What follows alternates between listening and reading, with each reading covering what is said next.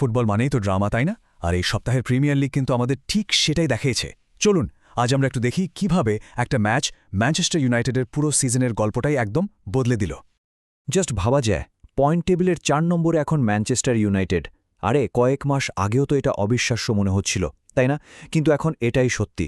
কিন্তু কিভাবে হলো এই নাটকীয় পরিবর্তনটা? আসলে আজকের এই আলোচনাটা শুধু একটা জয় নিয়ে না, বরং ওই একটা মোমেন্ট নিয়ে যেটা চ্যাম্পিয়ন্স লিগের রেসে সবকিছু একদম ওলটপালট করে দিল। চিন্তা করুন, শুধু একটা গোল, আর তাতেই সব হিসাব নিকাশ বদলে গেল।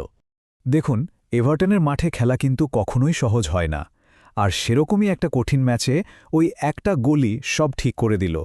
আর এই যে ৩ পয়েন্ট, এটাই কিন্তু ইউনাইটেডকে টেবিলের মাঝামাঝি থেকে সোজা তুলে নিয়ে এসেছে চ্যাম্পিয়ন্স লিগের একটা দারুণ জায়গা। মানে বলাই যায় এই সিজনের সবচেয়ে গুরুত্বপূর্ণ মুহূর্তগুলোর একটা ছিল এটা। তো চলুন এবার ম্যাচের সেই মোস্ট এক্সাইটিং মোমেন্টে ফিরে যাই। কিভাবে হলো গোলটা, এর পেছনের ট্যাকটিক্সটা কি ছিল?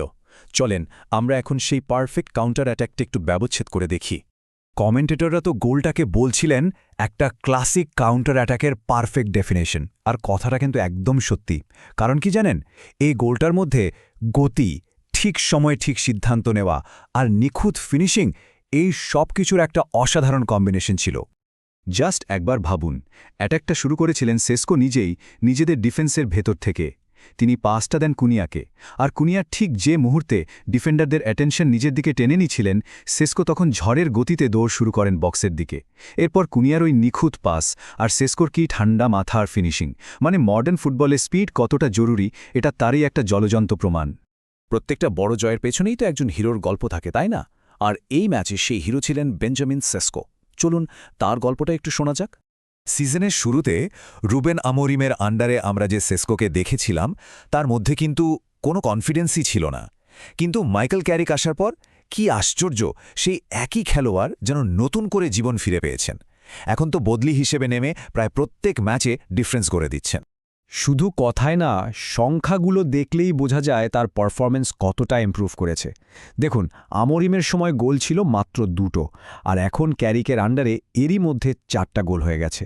আর প্রত্যেকটা গোলই দলের জন্য ভাইটাল পয়েন্ট এনে দিয়েছে।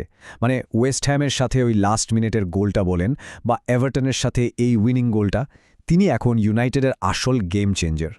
তো একজন খেলোয়াড়ের এই যে পরিবর্তন, এটা আসলে একটা বড় ছবির ছোট্ট একটা অংশ।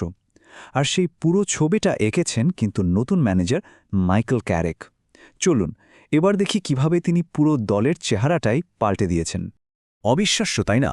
প্রিমিয়ার লিগের নিজের প্রথম 6টা ম্যাচে 5টা জয় আর একটা ড্র। মাইকেল ক্যারিক আসে যেন ম্যাজিকের মতো সবকিছু বদলে দিয়েছেন। দলটা তো এখন হারতেই ভুলে গেছে মনে হচ্ছে।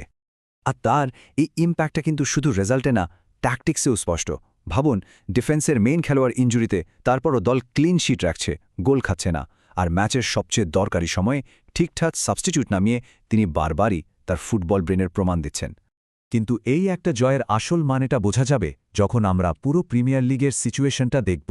কারণ চ্যাম্পিয়ন্স লিগের টিকিট পাওয়ার যে লড়াই, সেটা এখন একেবারে জমে উঠেছে। টেবিলটা দেখুন, ইউনাইটেড এখন 4 নম্বরে ঠিকই, কিন্তু তাদের ঘাড়ের নিঃশ্বাস ফেলছে চেলসি আর লিভারপুল। দুজনেরই পয়েন্ট কিন্তু 45। এমনকি অ্যাস্টন ভিলাও খুব বেশি পিছিয়ে নেই। মানে একটা ম্যাচ এদিক ওদিক হলেই পুরো টেবিলের ছবিটাই পাল্টে যাবে। মানে বুঝতেই পারছেন লড়াইটা কতটা ক্লোজ। পয়েন্টের ব্যবধান দেখলেই তো সব পরিষ্কার। এখন প্রত্যেকটা পয়েন্ট সোনার চেয়েও দামি। সিজনের এই অবস্থায় এসে এতটুকু ভুল করারও কোনো সুযোগ নেই। তাহলে সব মিলে আজকের আলোচনার মূল কথাটা কি? ওই একটা গোল, যেটা শুধু 3টে পয়েন্ট এনে দেয়নি, এনে দিয়েছে লিগ টেবিলে একটা নতুন পজিশন, আর চ্যাম্পিয়ন্স লিগে খেলার স্বপ্নটাকে আবার নতুন করে জাগিয়ে তুলেছে। কিন্তু লড়াইটা কিন্তু এখানেই শেষ না, একদমই না। সিজনের এই শেষ ভাগে এসে ইউনাইটেড, চেলসি, লিভারপুল আর অ্যাস্টন ভিলার মধ্যে এই যে হাড্ডাহাড্ডি লড়াইটা চলছে, শেষ পর্যন্ত কারা টিকবে, শেষ হাসিটা কারা হাসবে, মোমেন্টাম এখন কোন দিকে, এটা আসলেই ভাবার মতো একটা প্রশ্ন। উত্তরটা তো সময়ই বলে দেবে।